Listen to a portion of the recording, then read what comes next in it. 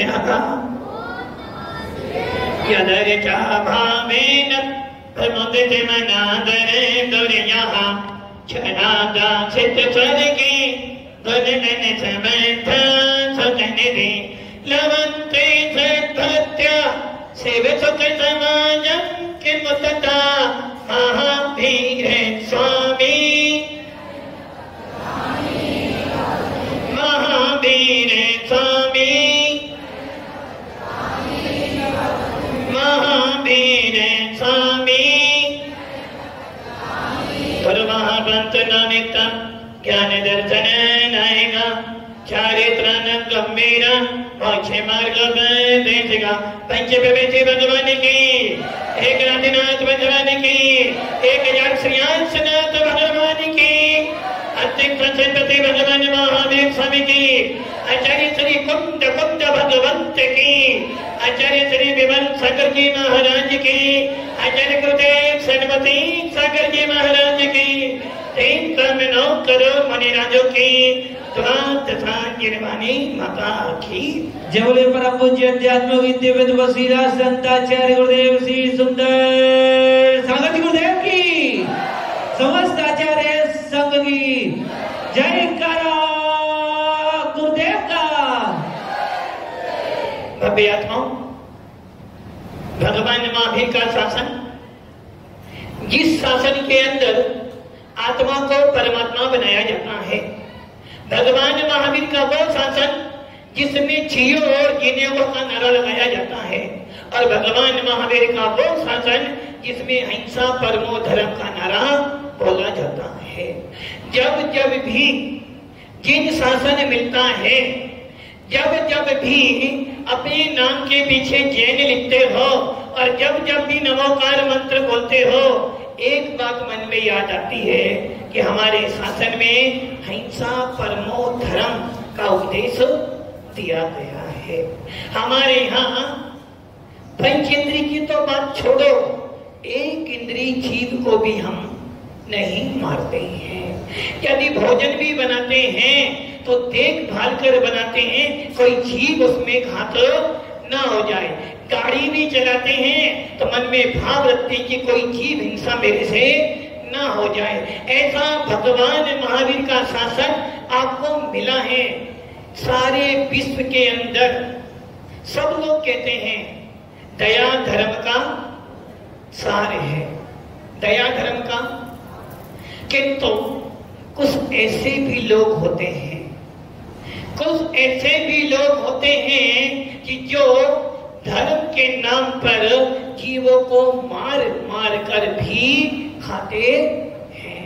जबकि किसी भी संप्रदाय में, किसी भी धर्म के अंदर हिंसा को अच्छा, क्या मैं आपसे पूछता हूं, हिंसा करने से सुख मिलता है?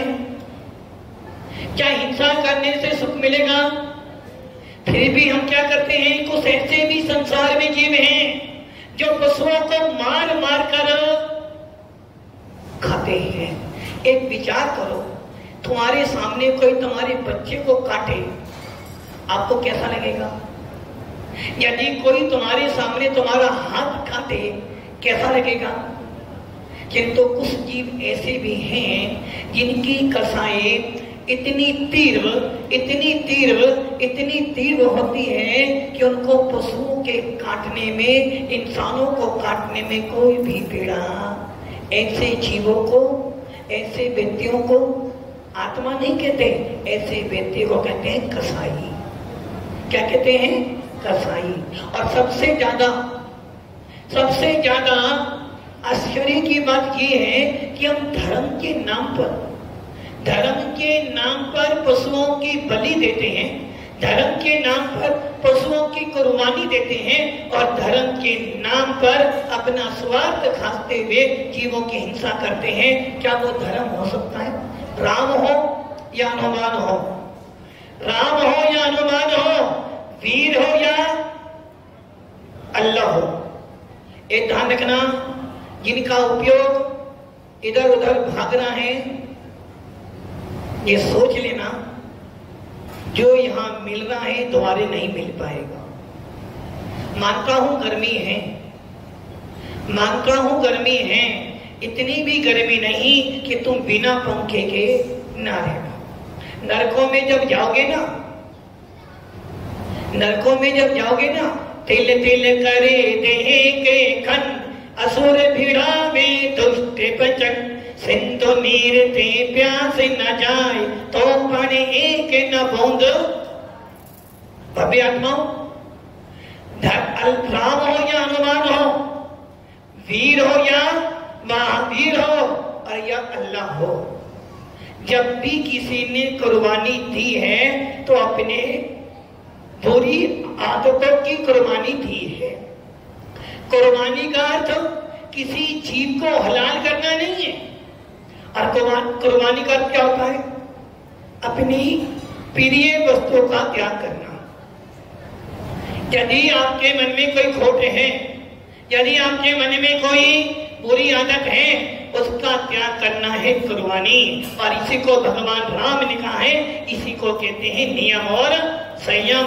और भगवान महावीर कहते हैं, जिसके हृदय में दया नहीं, उसके हृदय में आत्मा का वास नहीं। सब लोग कहते हैं भगवान हमारे हैं, सब लोग कहते हैं भगवान हमारे पास में हैं, किंतु कोई भी भगवान ये नहीं कहता कि एक को मार और दूसरे को बचाओ। सब लोग कहते हैं, सब लोग किसकी देन है? ऐसा भी संप्रदाय कहता है सबकी सब अल्लाह की, अल्लाह की देन है ना। जब सबके सब अल्लाह की देन है तो पशु भी अल्लाह की देन है। आपने अपने बच्चे की सुरक्षा करी और जो अल्लाह ने पैदा किए थे उनको हलाल कर कर आपने खाया, तो बताओ आपने किसको मारा? आपने अल्लाह को ही मारा। तो कि प्रत्येक आत्मा में भगवान रहता है। भव्य आत्माओं, मेरा अभिप्राय आप समझ गए होंगे। आज का दिन, अब आप सोच लो, बेचारे वो मुख पशु, वो जो पशु बेचारे हलाल करने के लिए गए होंगे, उनको पहले अच्छी तरह से मिलाया होगा, अच्छी तरह से सजाया होगा, खूब घुमाया होगा, और बाद में वो भी सोच रहा है कि आज मेरे जीवन की लीला समाप्त होने वाली है। जैन व्यक्ति, एक जैन व्यक्ति के जरा सी सावधानी न बरतने से, जरा सा ध्यान हटने से ये चींटी भी मर जाती है ना, तो वो व्यक्ति इतना पछतावा करता कि आज मेरे से पाप हो गया। क्यों? क्योंकि तुम्हारे धर्म में, तुम्हारे संतों ने, तुम्हारे भगवान ने उपदेश दिया है, जैसी आत्मा तेरे अंदर है वैसी आत्मा प्रत्येक जीव के अंदर विद्यमान है। और ऐसे भी जीव होते हैं जो जीवों को मार मार कर अपनी थाली में। भव्य आत्माओं, बहुत पुण्यशाली हो जो आपको ऐसा धर्म मिला है जिस धर्म में प्योर शाकाहार बनाया जाता है। और हम सब भी ये नियम कर ले, जीवन में हमारे निमित्त से किसी जीव की हिंसा, जो बच्चियां या जो महिलाएं अपने शरीर पर सुंदरता बनाने के लिए क्रीम, पाउडर, साबुन, शैम्पू लगाती हैं, कहीं ना कहीं उसमें किसी ना किसी माँ का बच्चे का क्लेवर तो कि पशुओं के भी बच्चे। तो जो महिलाएं और जो जेंट्स शैम्पू का या सेंट का, साबुन का इस्तेमाल करते हैं, यदि वास्तव में जैन हो और जैन होने का गौरव समझते हो, इन वस्तुओं से बचना। चमड़े का उपयोग कभी नहीं करना, क्योंकि चमड़ा पशुओं की खाल से बनता है, इसलिए हमें कभी जीवन में चमड़ा इस्तेमाल नहीं करना।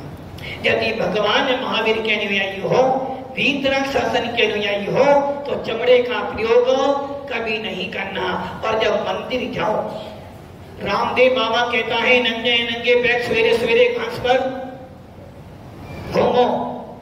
रामदेव बाबा सवेरे सवेरे क्या कहता है आपको?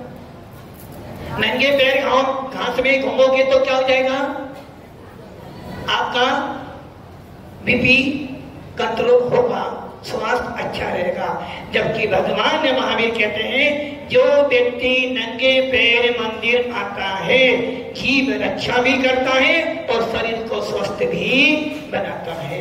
रामदेव बाबा ने एक और इस्तेमाल करा, ताली बजाओ। नहीं, ताली आपको नहीं बजानी है। रामदेव बाबा कहता ताली बजाओगे तो क्या हो जाएगा, आपके पूरे के पूरे जो फाइट है वो सबके सब खुल जाएंगे। और हमारे जैन शासन में कहा गया है जब जिनेंद्र देव की भक्ति करो, जब गुरुओं की उपासना करो, यदि आप ताली बजाओगे तो 3 लाभ। पहला लाभ जिनेंद्र देव के भक्ति में जिसके हाथ उठ गए समझना वो चेतन है, तो पुण्य कमाओगे, भक्ति कर लोगे।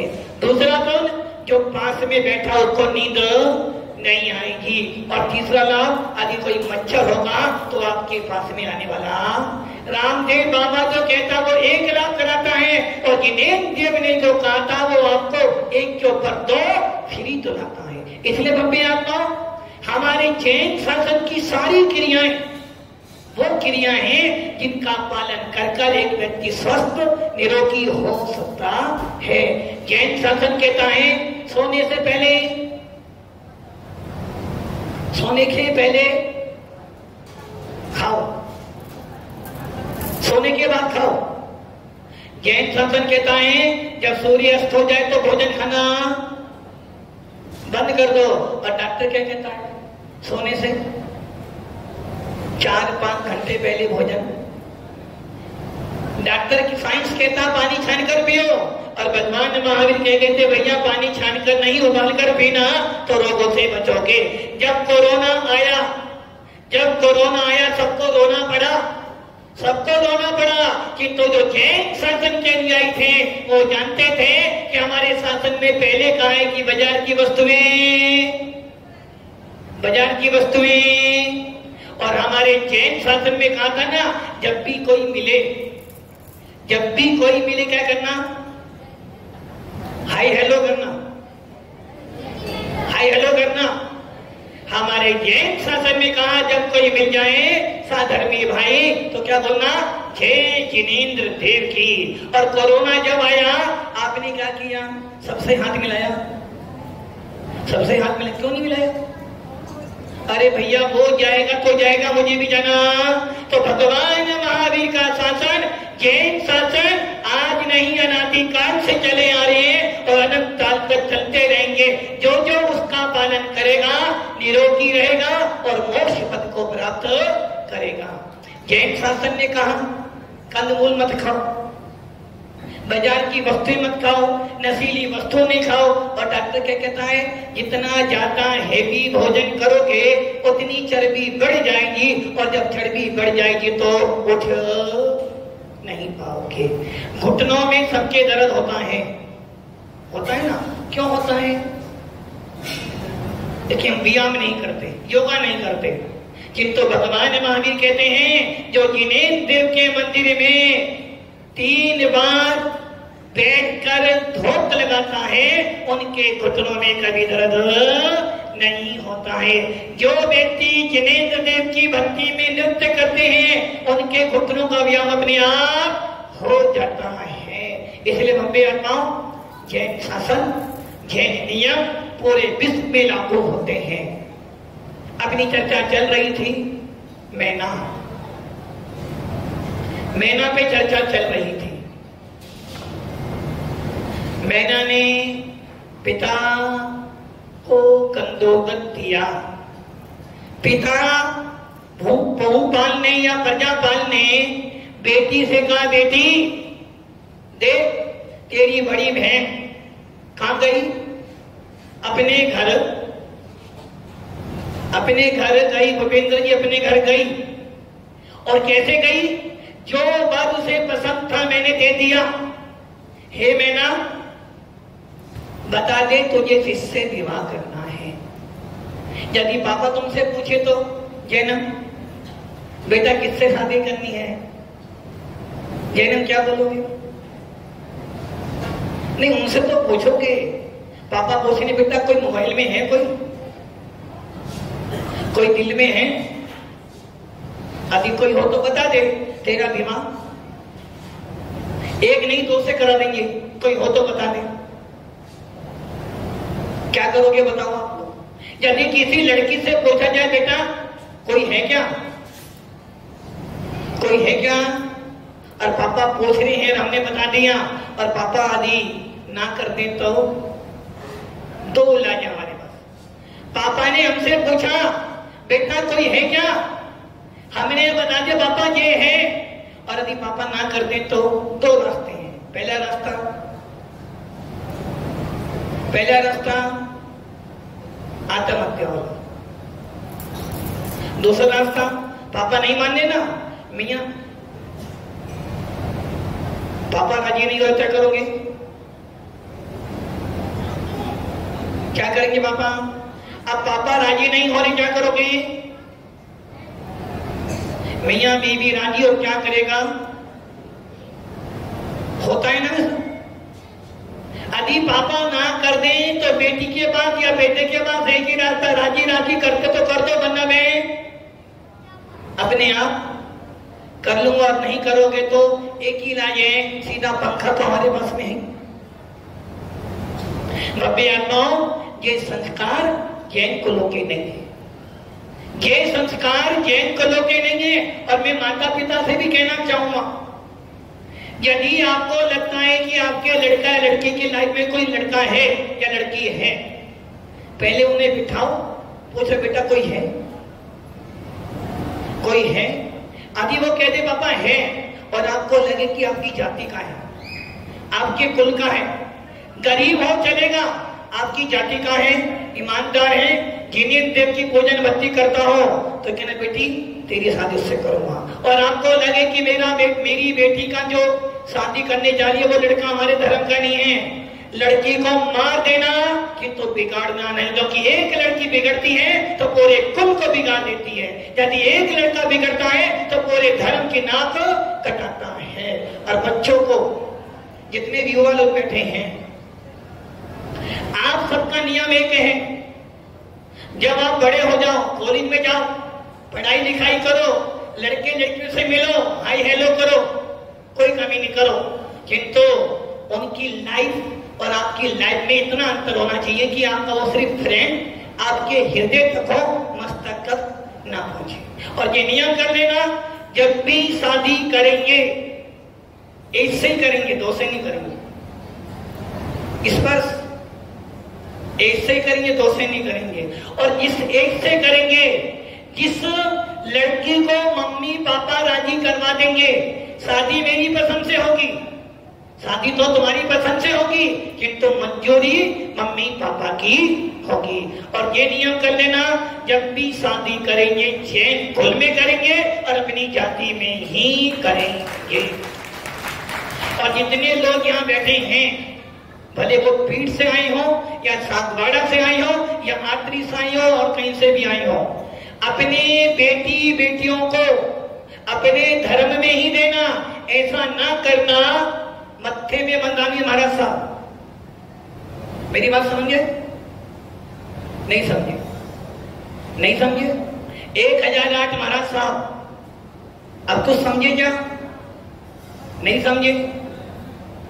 जैन शासन में दिगंबर सर्वोपरि है, दिगंबर के बाद कपड़े वाले भी आ गए, पट्टी वाले भी।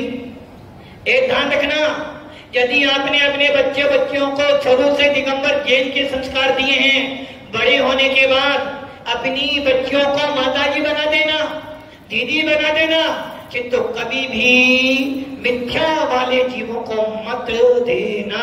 जिस बच्ची ने जीवन भर नमोकार मंत्र बनाए, जिस बच्चों ने जीवन भर जैन साधुओं की उपासना की है, वीतराग शासन को मनाए, यदि आप उनको मिथ्या मार्ग में देते हो तो आपने अपनी बेटी को जिंदा मार दिया है। हमारी बच्चियां, हमारे बच्चे कुंवारे रहे, कोई गम नहीं, किंतु विवाह करेंगे तो अपने धर्म वालों से करेंगे, अपनी जाति वालों से करेंगे। और एक बात और ध्यान रखना, जो आज जैन शासन में हम कह रहे हैं कि वो लोग खराब हैं, वो लोग खराब हैं जो पशुओं को मारते हैं, वो लोग खराब हैं जो पशुओं को मार मार कर खाते हैं, कि तुम्हें कह दो आप आप लोगों में भी कोई कमी तो, आप विवाह करवाते हो, पार्टियां देते हो, कब देते हो? कब देते हो? शाम के 7 बजे से लेकर आपके आने तक। यदि आपको अपनी बेटा बेटियों की शादी करनी है तो शादियां दिन में ही करना। शादियां करो तो दिन में करना, रात में खिलाओगे सारा पाप तुम्हारे हाथ में जाएगा और जीवों की बर्बादी आप करोगे। शादी करो तो खर्चा कितना? भूपेंद्र जी इतना, उसने 1 करोड़ कराया तो मैं 1.5 करोड़ तो करो जी भूपेंद्र में। तो शादियों में खर्चा कम करो, बैंड वाले को पैसा कम दो और ढोल वाले को एक बैंड वाला शादी में 2-2, 2.5-2.5, 3-3 लाख रुपए। और मंदिर में जब आते हो, जब बेटा या बेटी मंदिर करने आती है, कितने देते हो? कितने देते हो जसवंत जी? कितने देते हो? 1100, 2100, 5100 तक बहुत हो गए। और बैंड वाले को 2, 2.5, 3 देते हो। और टेंट वाले को और खाने वाले को तो 20-20, 25-25 लाख। अरे ये ध्यान रखना, यदि टेंट वाले को पैसा दोगे वो दारू ही पिएगा, किंतु जिनेंद्र देव के मंदिर में दान दोगे तो लोग कहेंगे नहीं खानदान अच्छा है। खाना खिलाओ, अच्छा खिलाओ, किंतु खाना कैसा होना चाहिए? सात्विक।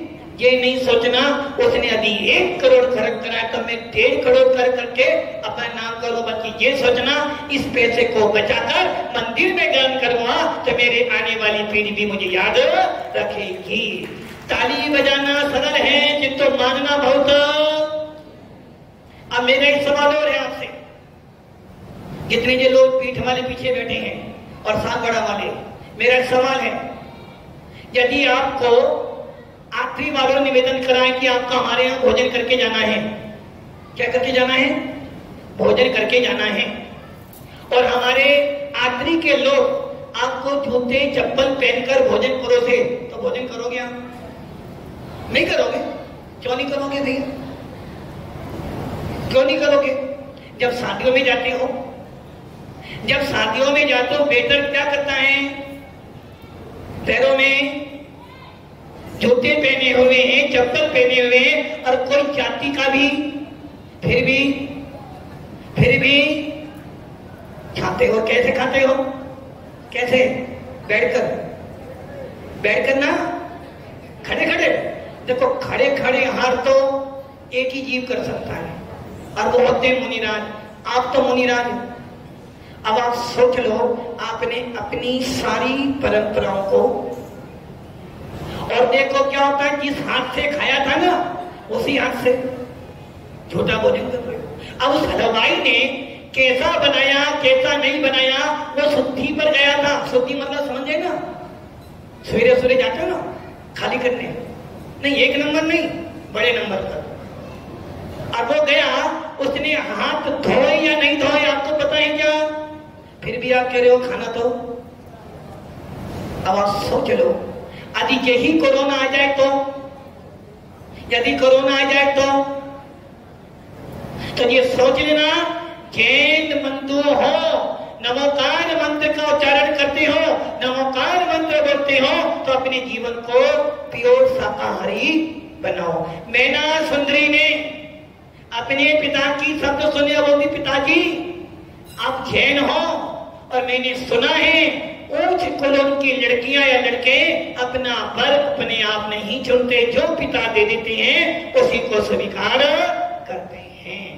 और पिताश्री आप मेरा कर क्या सकते हो? मेरा क्या कर सकते हो आप? पंडित जी क्या कर सकते हो मेरा? बेटा तुझे पाल पोस के बड़ा किया है, पाल पोस के बड़ा किया, बड़ी मेहनत से कमा के तुझे पढ़ाया है। जैसा मैं कहूंगा मेरे भाग का खाता है, मेरे भाग का। किसके भाग का खाते हो? किसके भाग का खा रहे हो? जैनम पापा के भाग का, पापा के भाग का या अपने भाग का? पापा का। तो फिर तुम मिथ्या दृष्टि, फिर तुम जैन नहीं हो। हम अपने भाग का खा रहे हैं। आप जैन कुल में पैदा हुए, अपने भाग से घर में 2 बेटे हैं, बेटा नालायक और एक बेटा लायक है। बोलो पापा ने बिगाड़ा, पापा ने बिगाड़ा, सतीश की पापा ने बिगाड़ा, किसने बिगाड़ा? उसके कदमों ने बिगाड़ा। इसलिए जैन शासन कहता है मेरा भाग विधाता कोई नहीं है, मेरा भाग विधाता मैं स्वयं हूं। मेरे भाग को बिगाड़ना भी मेरे हाथ में है और संवारना भी। मैना सुंदरी ने कह दी पिताश्री मैं आपके भाग का नहीं खाती, मैं तो अपने ही भाग का। पिता ने सुना और एकदम आंख लाल कर ली। बचपन से तुझे मैंने सोने से सिंहासन पे पाला, तुझे अच्छा अच्छा भोजन दिया, तेरी हर इच्छा पूरी की, और तू कहती है कि मैं अपने भाग का खाती हूँ। बेटी सोच ले तुझे कौन सा वर चाहिए, ले ले। वो कहते हैं मैना पिताजी आपकी जो इच्छा हो वो वर दे देना, उसे मैं कामदेव मानकर स्वीकार कर लूंगी। पिता भी बोले बेटा हट मत कर, क्योंकि राजा की हट 4 प्रकार की हट होती है। कितनी हट होती है? 4। पहली हट राजहट, दूसरी हट नहीं, दूसरी हट जिसके पीछे तुम नाचते रहते हो, स्त्री हट। यदि स्त्री ने हट कर ली तो वो काम भले घर में महाभारत तो वो काम तो होना ही। दूसरी हट स्त्री हट। तीसरी हट बाल हट, यदि बालक बिछल जाए तो उसे समझाना। और इन तीनों हट के ऊपर भी चौथी हट होती है योगी हट। एक योगी ने पूरे यूपी के अंदर, एक योगी ने पूरे यूपी के अंदर ऐसा डंडा चलाया है कि सारे दाढ़ी वाले सीधे हो गए। बड़े बड़े नेता भी सुधर गए। जिस यूपी में जाते समय मुनियों को खतरा होता था उन इलाकों के अंदर भी वो शांत होकर बैठे हैं। जिन जिन गांव के नाम, नगरों के नाम हिंदू शब्द पे नहीं थे, सारे नाम बदल दिए। इसलिए जब एक योगी यूपी में रहकर पूरे हिंदुस्तान को हिला सकता है, तो जब जैन साधु हिंदुस्तान में रहता तो पूरा का पूरा विश्व ही हिल सकता है। आप सबके अंदर भी एक साधु बैठा हुआ है, मात्र आपको अपनी सामर्थ, अपनी पावर को दिखाना है। आज यूपी में पहले क्या होता था, किसी की भी गाड़ी, किसी की भी लाड़ी उठा ली जाती थी। बात समझ में आ रही है ना मेरी? किसी भी गाड़ी, किसी की भी लाड़ी उठा दो और कहां मिलेगी? वो कहां मिलेगी? नहीं मिलेगी। कहां? साइकिल पे मिलेगी। समझे ना? साइकिल नहीं समझे? साइकिल किसका चिन्ह है? बस समझ जाओ, पूरी बोल पट्टी मत सुनाओ। साइकिल के बाद मिलेगी, नेताओं के पास ही मिलेगी। किंतु जब से योगी आया है, रात में 12 बजे मेरी लड़की अकेली जा रही होगी तो उसको कोई हाथ नहीं लगा पाएगा। यूपी में सारे बुक्चड़ खानों को बंद करवा दिया। खुलेआम कोई भी मांस दारू नहीं बेचेगा। इसको कहते हैं एक साधु पुरुष की ईमानदारी। वैसे ही भव्य आत्मा आप सब लोग चैन हो, चैन भगवान महावीर के अनुयायी हो और आप सबके अंदर भगवान आत्मा विराजमान है। मैना सुंदर के शब्द सुनकर पिता को बड़ा क्रोध हो गया और उसने सोच ली बेटा अब तेरे भाग्य में मैं ऐसा पति दूंगा जो सबसे ज्यादा खराब। क्या चाहिए बताओ? आपकी बेटी अभी आपको ऐसा बोले तो आप क्या करोगे? क्या करोगे आप? विनोद जी क्या करोगे? कुछ करोगे? यदि बेटी बोल दे पापा अपने भाग का खाती हूं, तुम्हारे भाग का नहीं खाती, क्या करोगे? बोलो विनोद जी, बोलो क्या करोगे? क्रोध तो आएगा ना। भव्य आत्माओं कर्म सिद्धांत कहता है प्रत्येक व्यक्ति अपने अपने भाग को लेकर आता है। आप जन्म के साथी हो सकते हो, कर्मों के साथी नहीं हो सकते। इसलिए भव्य आत्माओं मैदा के साथ में क्या हुआ ये तो आगे देखेंगे। आपके साथ में क्या होने जा रहा है ये आपको सोचना है। आपकी लाइफ आपका कैरियर आपकी मुट्ठी में है। माता पिता ने आपको सुविधाएं दे दी हैं, अपना कैरियर बनाएं, अपनी लाइफ सेट करें और जिन शासन को ऊंचाइयों पे ले जाएं। ओम नमः सिद्धेभ्यः।